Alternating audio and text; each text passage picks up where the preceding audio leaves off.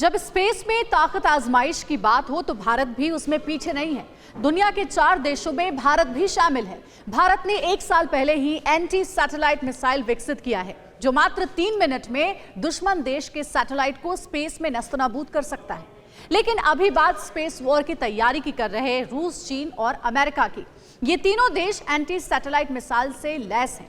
ऐसे में आपके लिए अब ये जानना भी जरूरी है कि एंटी सैटेलाइट मिसाइल काम कैसे करता है।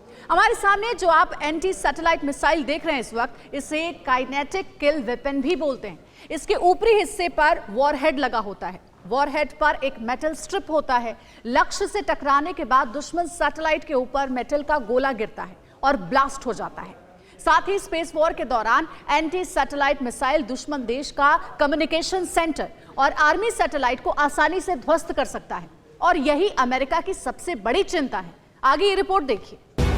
सोचिए, अगर एटीएम बंद हो जाए, मोबाइल बंद हो जाए,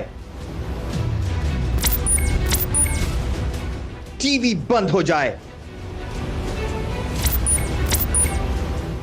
कंप्यूटर भी बंद हो जाए, और अब जरा सोचिए कि ये सब एक साथ पूरे अमेरिका में हो तो क्या होगा। हाहाकार मचना तय है।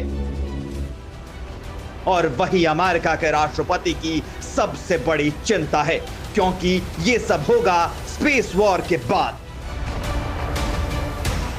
अमेरिकी सैटेलाइट पर चीन और रूस के अटैक के बाद अमेरिका के पास दुनिया में सबसे ज्यादा सैटेलाइट्स हैं। एक रिपोर्ट्स के मुताबिक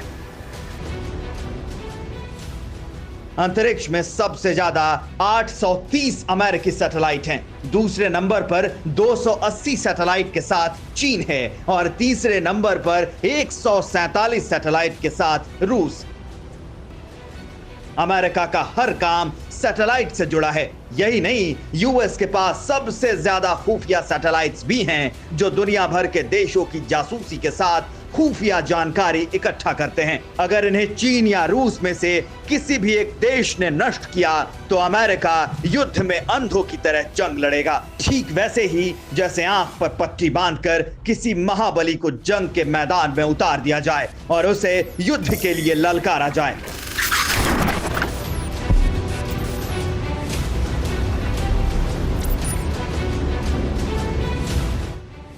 दो 2013 में तो चीन के एक मिसाइल ने ऐसी ही सनसनी फैला दी थी, जो 36,000 किलोमीटर ऊपर कक्षा में घूम रही सैटेलाइट को छूती हुई निकल गई थी।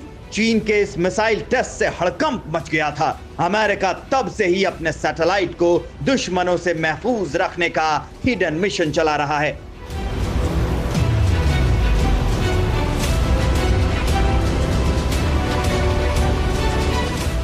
1983 में तो अमेरिका सोवियत रूस की मिसाइलों को नष्ट करना चाहता था। उस वक्त भी स्पेस वॉर के लिए एक बिल्कुल मॉडर्न स्ट्रैटेजी पर काम शुरू हुआ था, लेकिन इसकी जानकारी रूस को मिल गई और तभी से रूस भी अमेरिका के स्पेस वॉर के काउंटर में जुट गया। रूस कई सालों तक इस मिशन में जुटा रहा कि कभी एटमी जंग हुई तो वो सबसे पहले अमेरिकी सैटेलाइट को ही तबाह कर देगा।